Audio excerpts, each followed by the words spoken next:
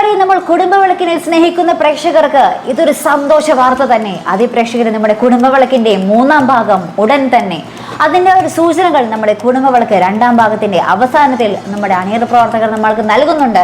ആ ഒരു അവസാനം ഇങ്ങനെ നമ്മുടെ സുമിത്രയെ പറ്റി പറയുന്നുണ്ട്, സുമിത്രയുടെ ജീവിതം ഇനിയും ബാക്കിയുണ്ട്. ഇപ്പോഴും ഒരു ചോദ്യചിഹ്നമായി നിൽക്കുന്ന സുമിത്രയുടെ ബാക്കി ജീവിതം അടുത്ത് തന്നെ വരുന്നതായിരിക്കും.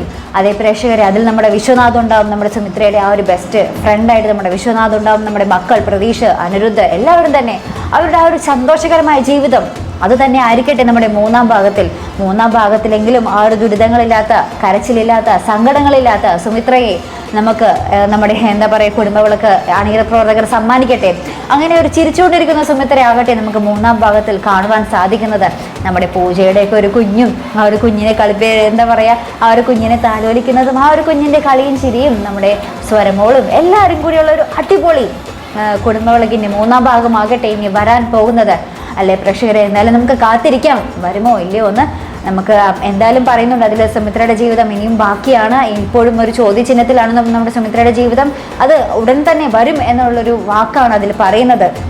അപ്പം എന്തായാലും നമ്മുടെ 3-ാം ഭാഗം ഉടൻ തന്നെ ഉണ്ടാകും എന്നുള്ളൊരു സൂചനകൾ തന്നെയാണ്. എന്തായാലും നമുക്ക് കാത്തിരിക്കാം പ്രേക്ഷകരെ. നമ്മുടെ സുമിത്രയെ സ്നേഹിക്കുന്ന ആ ഒരു പ്രേക്ഷകർക്ക് 3-ാം ഭാഗം വളരെ തന്നെ എന്താ പറയുക സന്തോഷമുള്ളൊരു വാർത്ത തന്നെ ആയിരിക്കും. അപ്പോൾ എന്തായാലും ഇതുപോലുള്ള പ്രൊമോ റിവ്യൂസിനും എപ്പിസോഡ് റിവ്യൂസിനുമൊക്കെ നിങ്ങൾ മറക്കാതെ ചാനൽ സബ്സ്ക്രൈബ് ചെയ്യുക. അടുത്തൊരു വീഡിയോയുമായി വരുന്നത് വരയ്ക്കും ഗുഡ് ബൈ.